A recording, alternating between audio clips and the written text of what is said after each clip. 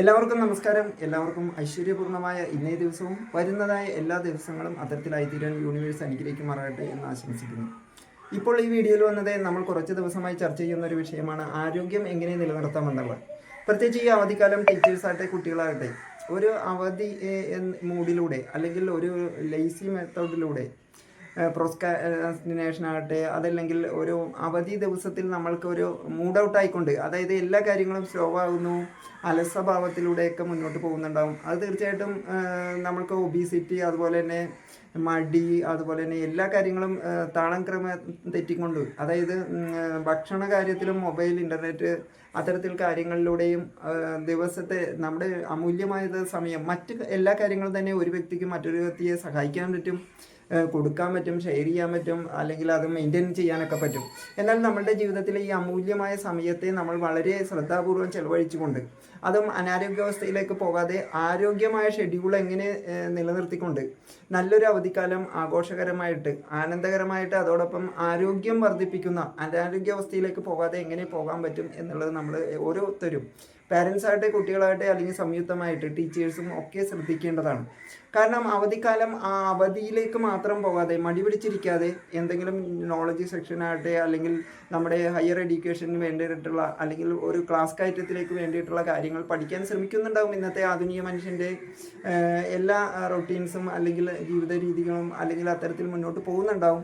അങ്ങനെ പോകാത്തവരെ സംബന്ധിച്ച് തീർച്ചയായിട്ടും ഏതുപോലെ നമ്മൾ 7 മണിക്ക് റെഡിയാവുന്ന കുട്ടികളാണെങ്കിൽ 7 മണിക്കും 8 മണിക്കും 9 മണിക്കും ഒക്കെ റെഡിയാവുന്ന കുട്ടികൾ അതേ രീതിയിലുള്ള ടൈം ഷെഡ്യൂൾ പാലിച്ചുകൊണ്ട് അതോടൊപ്പം തന്നെ കുറച്ച് ഫിസിക്കൽ ആക്ടിവിറ്റീസ്, കളിയോ സ്പോർട്സ് അങ്ങനെ കാര്യങ്ങളില്ലാത്തവർ തീർച്ചയായിട്ടും കുറച്ച് സമയം ഒരു അരമണിക്കൂർ 1 മണിക്കൂർ സമയം ബോധപൂർവം നമ്മൾ അതിനുവേണ്ടി സമയം കണ്ടെത്തിക്കൊണ്ട് നല്ലൊരു ഫിസിക്കൽ ആക്ടിവിറ്റീസ് കൊടുത്തുകൊണ്ട് നമ്മുടെ ഓർഗൻസിനെ ആക്റ്റീവ് ആക്കിക്കൊണ്ട് ഒരു എനർജറ്റിക് ആയിട്ടുള്ള ഒരു ബോഡി, ഹ്യൂമൻ ബോഡിയെ മെയിൻറ്റെയിൻ ചെയ്യാൻ അല്ലെങ്കിൽ അതുപോലെ ആക്കി തീർക്കാൻ എല്ലാവരും ശ്രമിക്കണമെന്ന് അഭ്യർത്ഥിക്കുകയാണ്.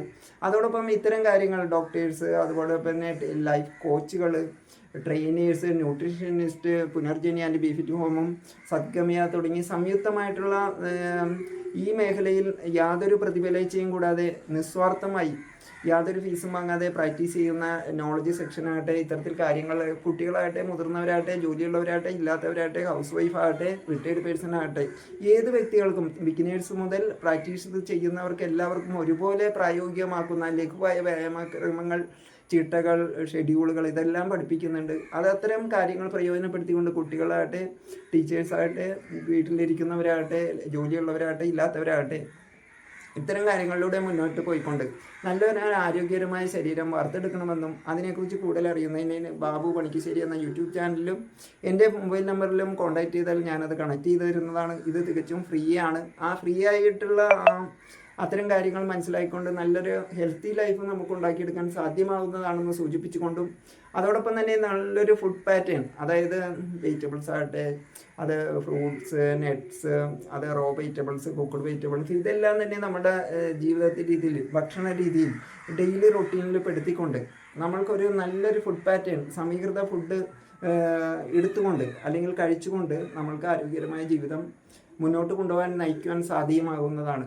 അതായത് ഇന്നത്തെ പ്രത്യേകിച്ച് കേരളീയർ എല്ലാവരും നമ്മളെല്ലാവരും തന്നെ ഞാനൊക്കെ ഇതിലേക്ക് വരുന്നതിന് മുമ്പ് സ്റ്റാർച്ച് പ്രധാനമായിരുന്നു. ഒരു പ്ലേറ്റിൻ്റെ മിക്കവാറും 3/4 ഭാഗത്തോളം ചോറാകട്ടെ, ചപ്പാത്തി ആകട്ടെ, അല്ലെങ്കിൽ ബ്രേക്ക്ഫാസ്റ്റ്, ഇടിയപ്പം, ഇഡ്ഡലി, പുട്ട് അങ്ങനെ തുടങ്ങി എന്താണോ നമ്മൾ കഴിച്ചുകൊണ്ടിരിക്കുന്നത് അത് മിക്കവാറും പ്ലേറ്റിൻ്റെ 3 ഭാഗത്തോളം അത്തരത്തിൽ കലോറി കൂടിയിട്ടുള്ള സ്റ്റാർച്ച് ആയിട്ടുള്ള സംഗതികളാണ് കഴിച്ചുകൊണ്ടിരുന്നത്. എന്നാൽ അത് തീർച്ചയായിട്ടും അത് പ്രമേഹം, ഡയബറ്റിക്, കൊളസ്ട്രോൾ തുടങ്ങിയ പല കാര്യങ്ങളിലേക്കും നമ്മൾ കൊണ്ടുപോകുന്നുണ്ടാവും. അത് പെട്ടെന്നാണ് അനലൈസ് ചെയ്യപ്പെടുന്നത്. അന്നേരം നമ്മളൊരു കൺട്രോളിലേക്ക് വരിക എന്നതും പ്രയാസകരമാണ്, വിഷമകരമാണ്.